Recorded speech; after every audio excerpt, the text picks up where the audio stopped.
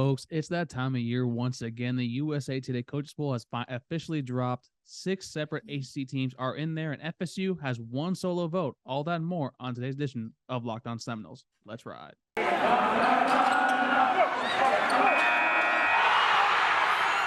You are Locked On Seminoles, your daily podcast on the Florida State Seminoles, part of the Locked On Podcast Network.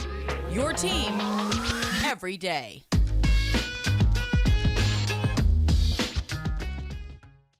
Good morning, good afternoon, and good evening, and welcome back to another edition of Locked On Seminoles. What's up, everybody? It's your boy Drake here, and today I got with myself in the Zoom room, Mr. Max Moody. Max, what's up, my guy? What's going on today? Man, what a day. I lost my wallet this weekend, and then the Uber driver found it, brought it back to me today. Wait, Super really? exciting. Yeah, except I'd already canceled all the cards. And then the guy was like, yeah, so, anything you can do to help me out? And I was like, yeah. I submitted this request on Saturday. You're just now telling me, and I've canceled everything. So his wallet is effectively useless. But of course, being me, I don't have the heart to say that. So I'm like, okay, here's $40. And it's like, just paid $40 to essentially get a $20 Amazon wallet back with $60 in it. Oh, except he now has 40 of those $60. So pretty shit exchange rate there. If you look at it, right? It's 40 bucks to get 42 the back. ROI isn't good at that all period. But at least you got your personal belongings back. The last time I lost something in Uber, I had to wait, I think, a few weeks for a phone. I think you were there for that entire excursion up at Clemson. But folks, thank you guys so much for making Locked On Seminoles first each and every single day, and also for all love and support your show each and every day. As always, we are now on YouTube. Please don't forget, like this video below. It's a subscribe button at the tippy top and ding the little bell so you know when new content officially drops. And just like the content's dropping, the USA Today Coaches Poll just dropped today.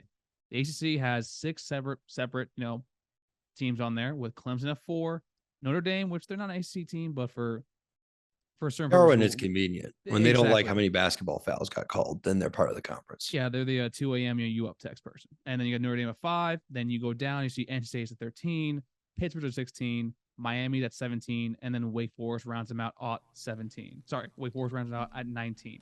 Max, what do you make of the ACC's presence on this list, and how is FSU not affected by it, but kind of, we were discussing before the show started.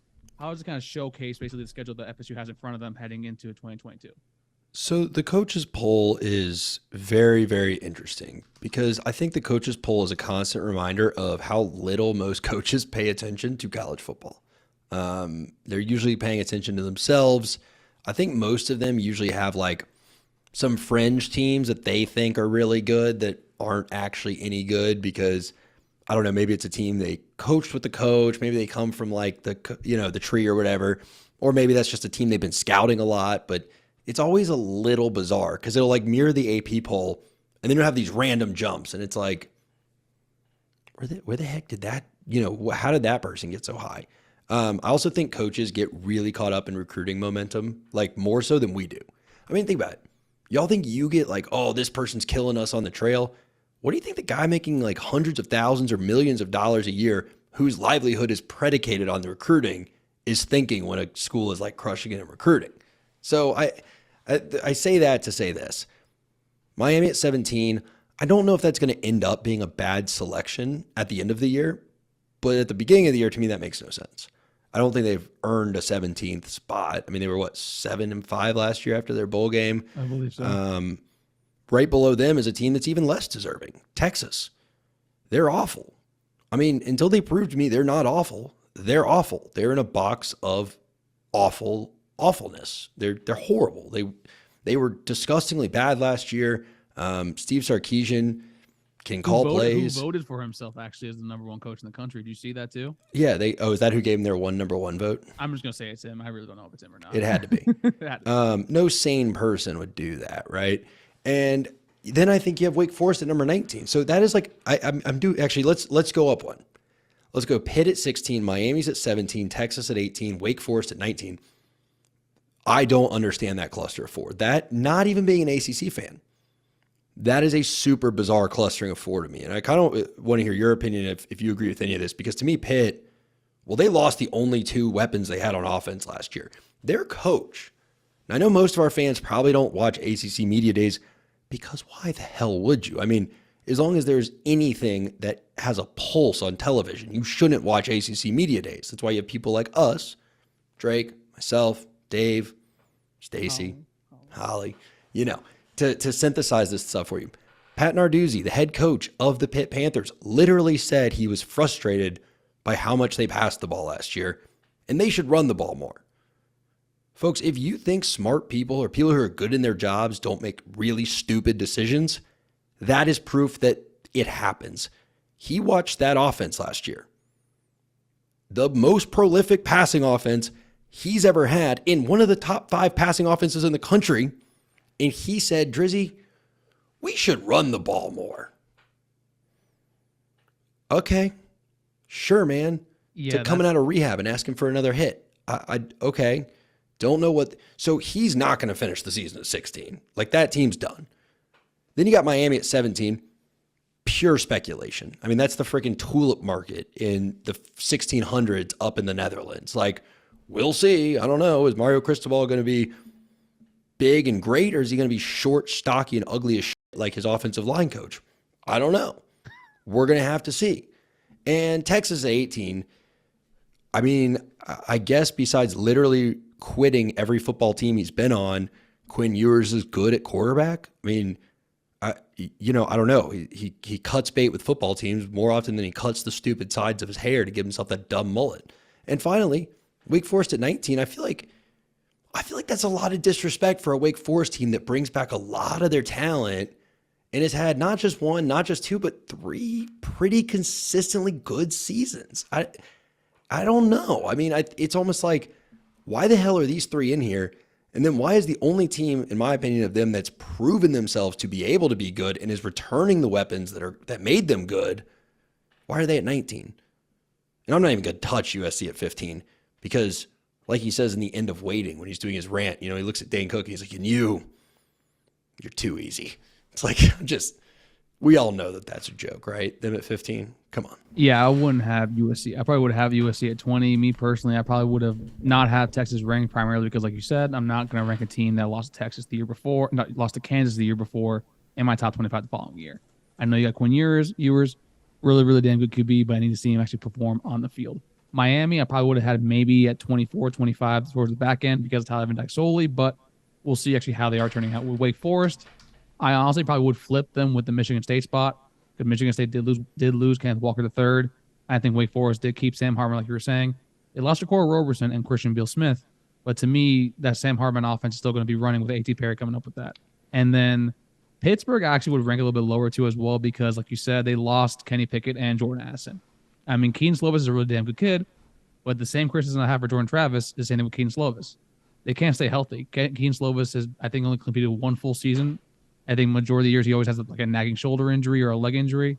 So to me, probably Pitt would still be ranked because they are the defending ACC champion, but I wouldn't have any of them past 20. Maybe Wake Forest I think is the only one that'll probably be around 14 or 13. Yeah, no, I completely agree with that. I mean, the reality is if you look at the end of last year, Texas had, they were painful. I mean, 48th in overall S&P, 28th on offense, 32nd on defense.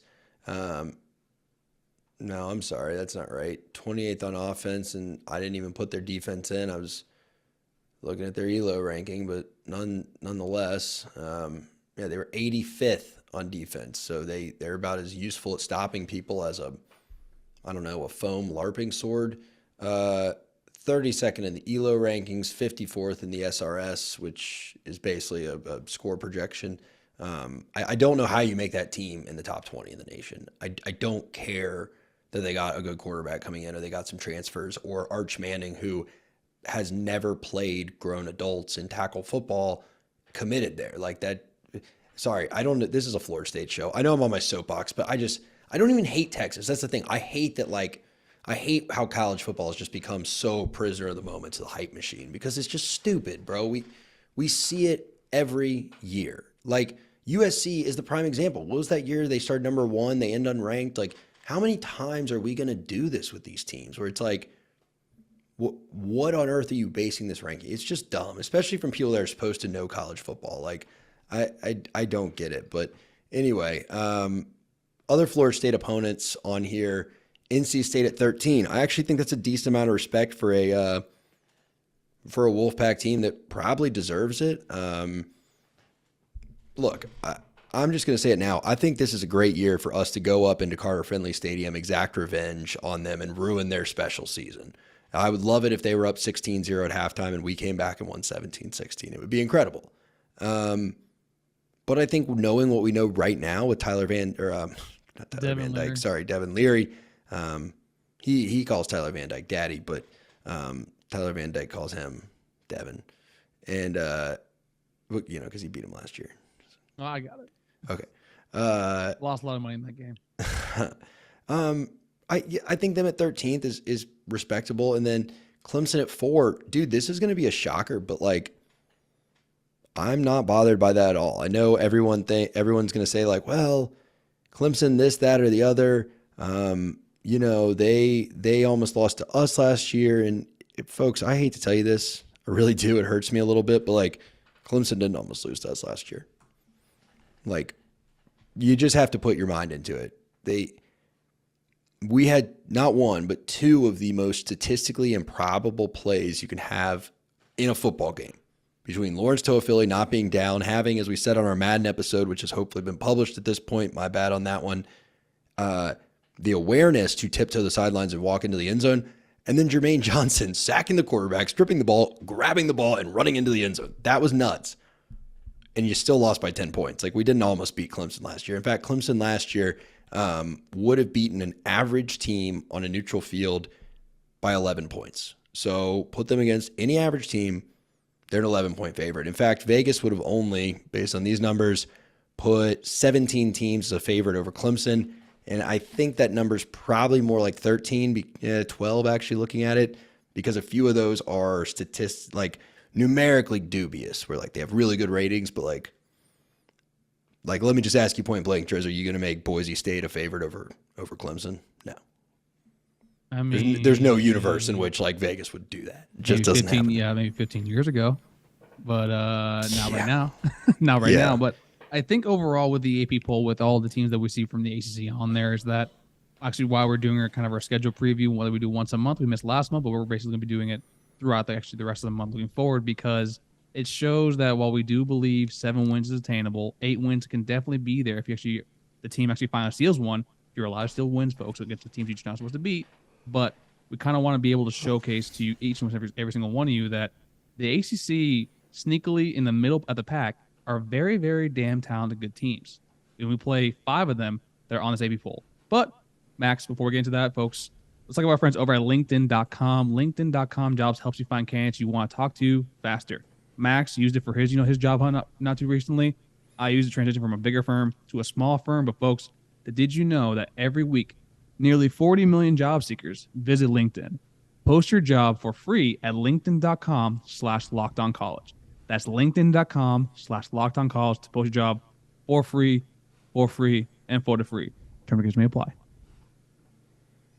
And folks, welcome back. We are rocking, we are rolling here on your favorite daily Florida State Seminoles sports talk show or podcast, whatever you're listening to podcasts, whether it be on Apple, Spotify, Stitcher, or where you get your podcast from.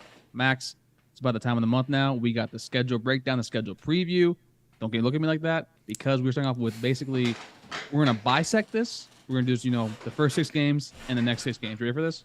Oh, I'm ready. All right, let's start off with how do you want to do? Do you want to do this by win expectancy, like percentage of winning, or do you want to do a clean, yes or no?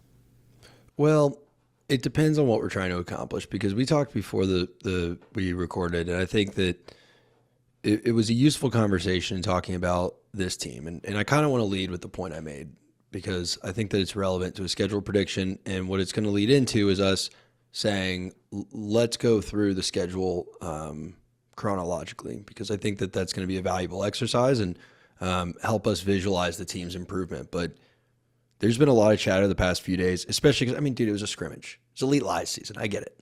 I'm part of that. You can watch our scrimmage breakdown. But I'm coming to you as a friend, as someone who cares about your well-being, as someone who cares about your cardiac health. And any potential struggles you may have with alcohol on Saturdays based on how the Noles perform. And we've all decided we're going to win 8 games, or we need to win 8 games. We need to win 7, 8 games, lean towards 8. We have a really hard schedule this year. I mean, compared to where this team is and who they have to face, it's an incredibly difficult schedule. I know these are not names that we're used to being good at football, but unfortunately, most of the teams we're playing are pretty good at football these days. So I think when we say 8 wins, what we mean is this team should be 3 wins better than last year's team. And before we do this prediction and I dive into Elite Lies, Drake, I just want to tell the people it is going to be possible.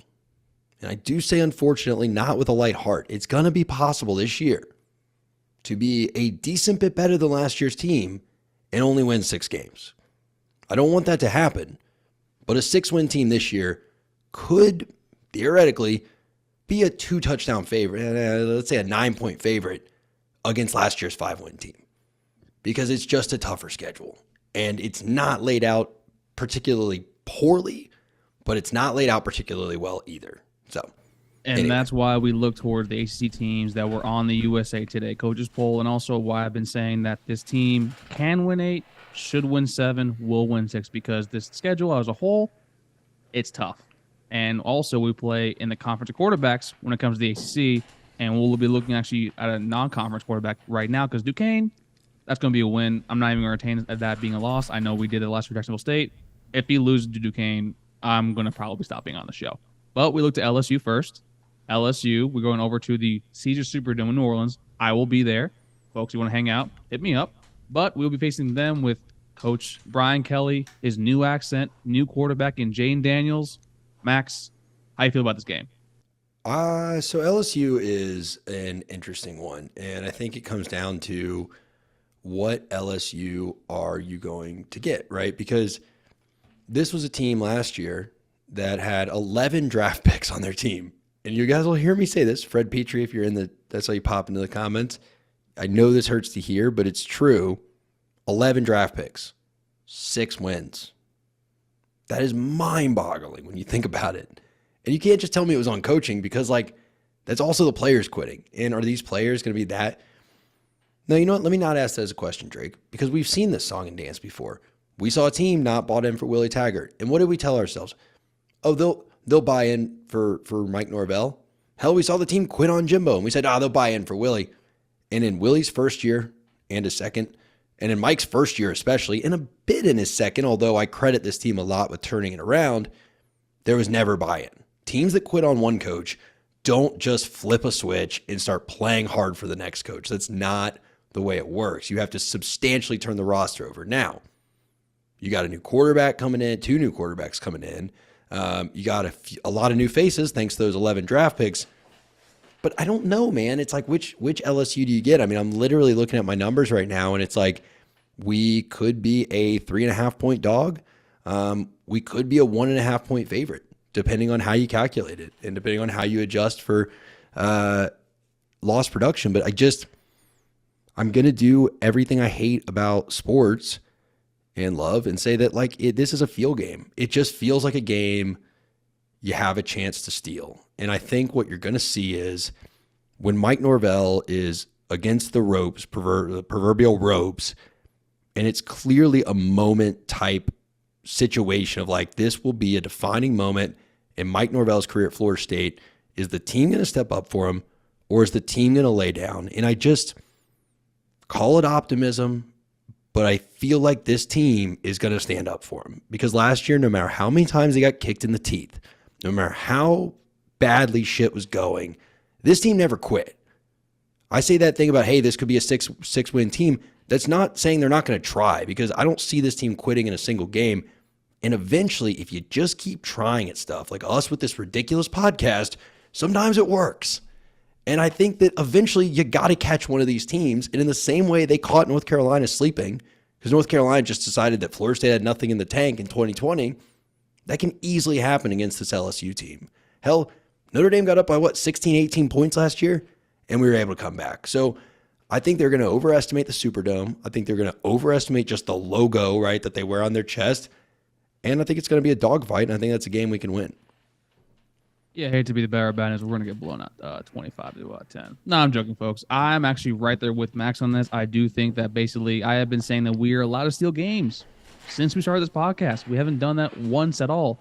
UNC, I don't count because it's in Mac Brown's, I think, soul, bylaws, whatever God he prays to, that he will never, ever beat the Garden and Gold because that's where he's an alumni. He was a student. He got his first coaching job there. So he's always, he's basically, he bleeds Garnet with a heart full of gold. So to me, LSU, like Max is saying, too many new faces, a lot of lost talent and production to the NFL. I think with Jordan Travis, coming back in, and also the Duquesne tune-up game beforehand to kind of basically give our offensive line a little bit more of extra rest to be prepared for that strong defensive front LSU has. I have FSU win this game, most likely 27-28. A one-pointer. Yeah, I do think it's going to be a close game. I mean, I think it's gonna be close, but yeah, I mean, I'm not great at predicting scores, but what I do know is last year it felt like if you could score more than 30, you won. So I think that same philosophy is gonna apply because I think this defense stays about the same across the defense as a whole. Obviously, some places they get a little worse, some places they get a little better, but if you can get to 31, I think you win this football game. I don't see LSU dropping 35 or 42 on you. Yeah, this just feels like a lot of our games last year. It's kind of just a race to 31. It's like, can you get to that magic number? We'll see. 13 going on 30. That's going to be Jordan Travis's new little NIL deal, basically. All right, Louisville, the next one coming up. What? How did we get 13? You know what? Jordan Travis is 13. Going to 30. I like that. Yeah, 13 going on 30. Yeah. Yeah, Copyright trademark. Jordan, you can use that. All right, Louisville is a Friday game after we have the much-needed bye, and Louisville also plays UCF the week before. Max, go a little quicker with this one. Louisville, how you feeling about this? What are your numbers are saying? I mean, look, I've got us in my ratings as a 6.5 point dog to Louisville right now if we were to play tomorrow. At home on a Friday night, I think that's about right. I look at this as a chunk, right? It's Duquesne, it's LSU, it's Louisville, and then it's Boston College. I think good coaches win games that maybe they're not supposed to on paper. If Mike Norvell can get through that stretch 2-2, it could be a good season. If he can get through it 3-1, it could be a really good season. And if he gets through that stretch 4-0, that's when you start to look around and go like, is this going to be a special year? Is this going to be like an Auburn in 2013 where it's like they had Nick Marshall as quarterback? Like no one thought he was going to be any good. No one expected anything of that Auburn team. And next thing you know, they're in the BCS championship. Now, we're not going to go to the national championship. But if he makes it through that stretch 4-0, you start to look around and go, is a BCS bowl off the table as a is runner up in the Atlantic and then Clemson goes to the playoff? Like, is that starting to be a possibility? Because if you're 4-0 in that stretch, there's 4 games on the schedule. I'll just kind of jump ahead. You're going to win. You're going to win Georgia Tech. You're going to win Syracuse, and you're going to win the Louisiana game. So like I'm penciling those 3 in as wins already, obviously including Duquesne. But so if you get through 4-0, you're talking about a 7-win team almost by default. And you start to, again, I think your brain will start to think like, what the hell is the ceiling for this team? Probably 9 or 10 wins.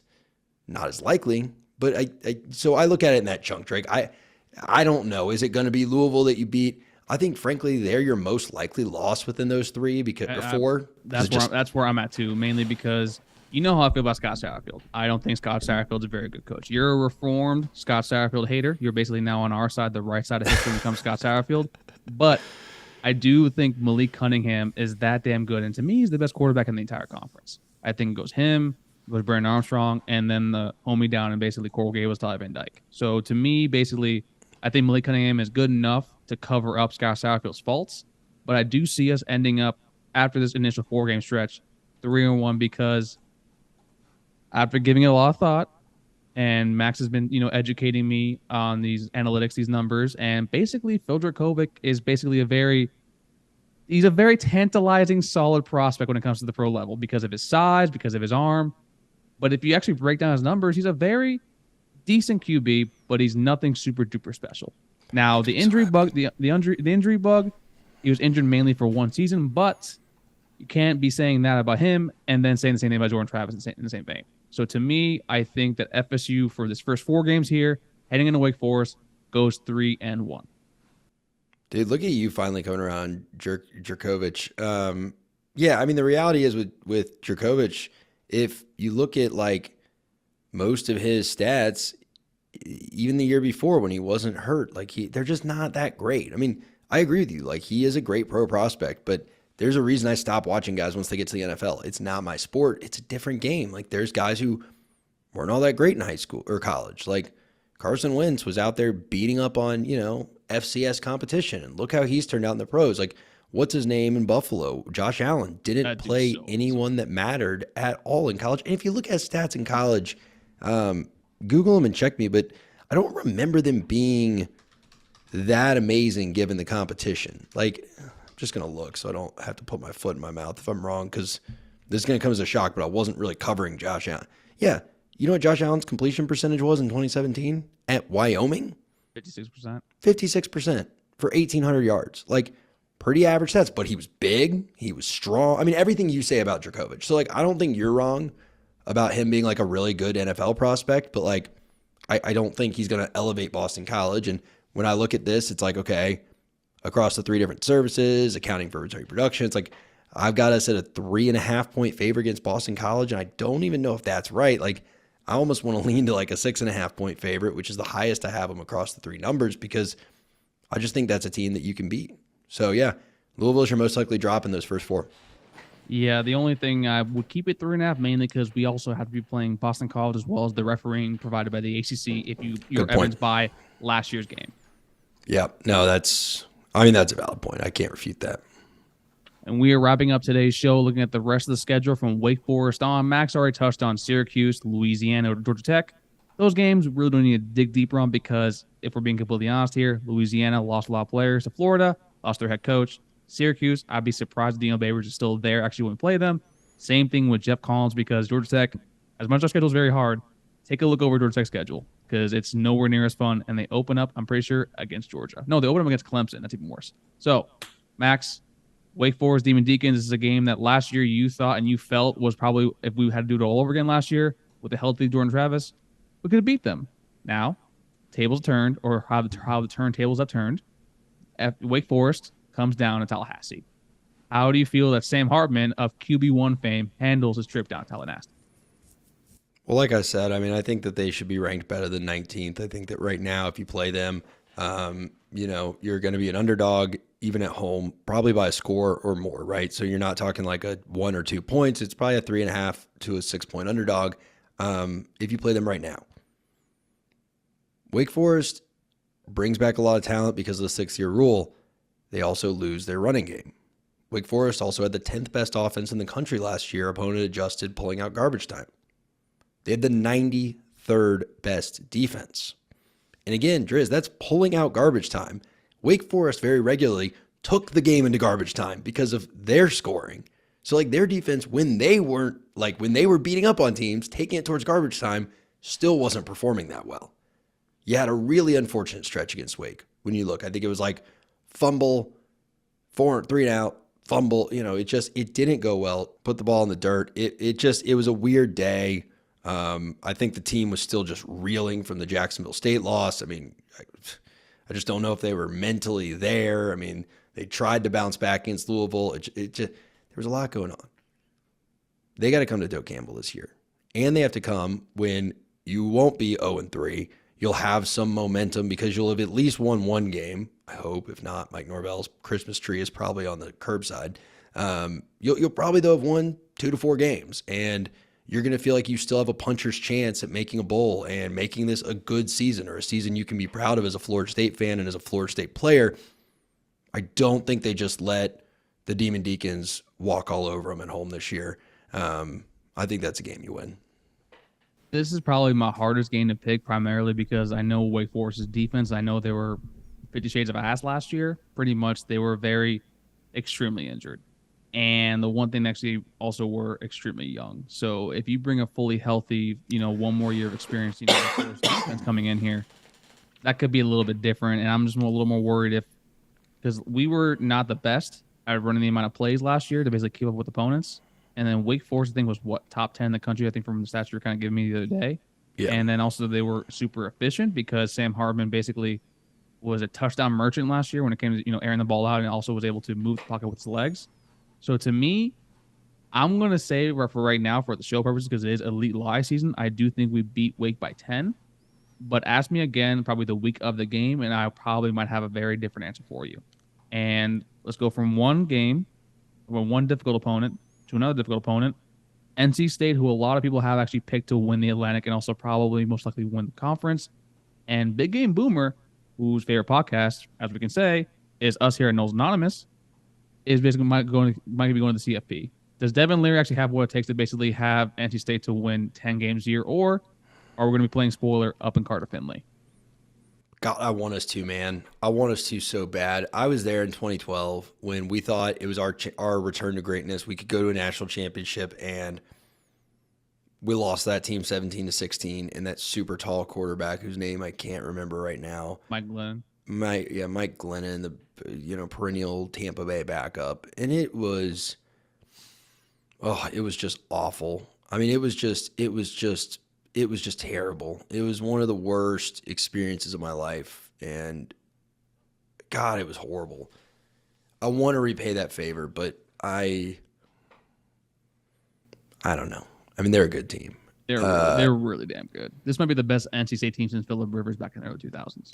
But I wonder, right, if it's the best NC State team since Phillip Rivers or Russell Wilson, are they going to do what those teams always did and drop a game to someone?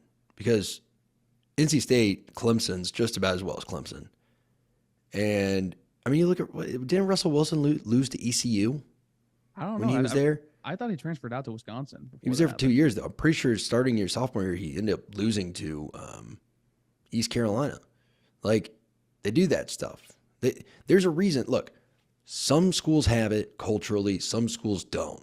I don't know if NC State does or not, but it's like you have a team that's only won 10 games once. Like, I'm going to be mean for a second here. That's kind of comical when you think about it. Like, it's not that hard to win 10 games in the ACC if you're talking about the last 40 years.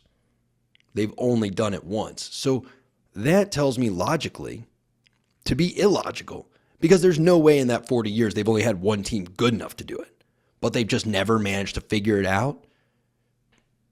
Is this going to be the year where they finally do it, even though do they have the talent to do it? Yes. Can this team ever do it when they have the talent? No. So, yeah, I don't know if I see them winning 10 games. I don't think I see us beating them at Carter Finley. I think a team like this, they're going to drop 2 or 3 games. They're going to be road games. They're going to be against teams they have no business losing to. I think we will actually, I would bet, we'll be the sexy pick for a lot of like analysts and pundits to be like, oh, that Florida State game's a trap game. I'm not ready to make that call, Drake. I'm already giving us LSU. I don't know if I can give us this one. I'm not giving us this one either, and primarily because I personally think that actually they lose the game after that because of what you just said. Typically, programs have it in their DNA until they actually are able to beat it out. Do you know who they play after us? Oh, I was trying to look it up before you finished. No, I don't. They play the Fighting Orange, Syracuse, in the Carrier Dome, or now known as the JMA Wireless Dome, because it can be called the Carrier Dome and not have any AC at all, period. Do you think it doesn't have any cell service?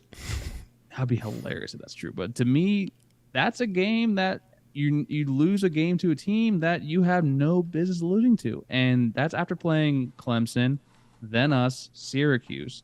And they also had to deal with the Texas Red Raiders a few weeks before. So to me, that's a very tough stretch. Where I would love to beat them, but I think that defense, like I said earlier in today's show, is going to be number one in the entire conference. But to me, I think that basically we're going to beat them up so bad that basically it's going to carry over to the Syracuse game, going to be a hangover, and that's when their dreams of winning the conference will perish into the dust. Now, Max, we have 3 games left, the 3 marquee games. We'll go a little more rapid fire here. I'll ask you, which game do you think is the most attainable for us to win and why? Which one do you have penciled in as a surefire loser and why? And lastly, which one do you think is going to probably tell us the most about this team and why? So I don't think any of these are surefire losers of the games we have left, right? We've got Florida, we've got Miami, and then we've got I forget which ones we've gone through. Okay, so one of these is a surefire loser. What I said at the beginning still holds true. I hate to be the bearer of bad news. There's no good measure other than the eye test, which we've seen fail time and time again, because they keep putting teams in the playoffs because of the eye test and they get blown out. I was watching the game. I wanted us to win. I think a win would have been phenomenal, and I'm never going to root against the Seminoles, but Clemson's a better team than we are by a lot. They lose their coaches. I get that. But I think that they're a team that has to lose a lot more than a defensive coordinator for you to beat. Case in point, Florida last year. They literally didn't have a coaching staff. And they were just a more talented team, and that's okay. Because sometimes you're going to play teams, they're just more talented. And they're going to beat you. Too, man. Come on. We could have, but that drop punt, man. Come on, that was just. Well, okay. What about being on the 2-yard line and then getting backed up because of penalties and not scoring? We had them on 3rd and 27 in the fourth quarter. We let them convert it. Like that, you're right. But there was a lot of stuff that went into that game. We also had 2 really fluky interceptions that even kept us in the game. So like, I'm not lobbying for us to be worse than Florida. That's not. Don't take this that way. I'm just saying like. It's going to start 0-0 this year, and last year was probably your best shot to beat Clemson that you'll have for a couple of years in either direction, because that's just what rebuilding is. Like, Clemson had no shot to beat us in 2013. Look how that game went. I'm not saying you're going to get blown out, but that's my surefire loser for all those reasons. You're saying Clemson, right? Yeah. Okay. The one I think you steal is the Miami game, because I think that on paper, you're going to be an underdog to Miami, probably by not a touchdown, but definitely at least a field goal. And you're going to have to go to Hard Rock. And they're, assuming they've paid rent that month, they're going to have the music playing and all that good stuff. And, it's the one game that Miami fans show up for every year. Fans is a loser. That your average contrarian who just bought a Miami shirt when they were 12 to make everyone else mad shows up for every year. And then they're going to look around and go, wait a minute. We're kind of a one-trick pony. We've got Knighton, who's a great running back. Our offensive line is questionable. Our defensive line is okay, but not great. We're returning the 51st best defense in the country from last year, and they're really not showing much signs of improvement. And who, as you said, Driz, does Tyler Van Dyke have to throw the ball to? I don't know. No one's heard of any of their receivers, least of all them. So I think you could steal that one out from under their noses. And I think the Florida game is one where, what was the third criteria? I feel like now I'm at the default criteria. But, and I think Florida's the biggest toss-up for me. I don't know. We got to see what Billy Napier looks like. I want to make fun of him, but you know what they say, be all the stuff about being careful, the quiet person in the corner and stuff. Like, we haven't heard much about Billy. And sometimes those are the people that have the best first year. Didn't hear a ton about Mel Tucker either. And he's having a great run of it. And some other coaches with more hype, not so much. So that one I'm going to keep my powder dry on. I'm going to let that one be a coin flip and save that one for a bonus episode or something, because I don't know. So I kind of agree with you with the game, basically, that we can steal one. To me, that is easily the Miami game, primarily because for all the reasons you listed. I'm a little more down on their defense than most. I do think they have probably the second best safety duo in James Williams and Avonte Williams in the backfield. Defensive line, though, outside of Leonard Taylor and Chance Williams, I'm not 100% sure who basically is a dog for them. Linebacking core, I think we all saw the tackling in the Michigan State game and also blocking your own players. And then, as I said before, with Tyler Van Dyke, Xavier Restrepo, really good wide receiver. I don't know if he's your number one option. Michael Redding, same thing. And then besides Jalen Knighton, is this the year Don Chaney or Thad Franklin will kind of show up and show out? They brought in Henry Parrish, and then the game that to me will tell the most about this team is the Clemson game.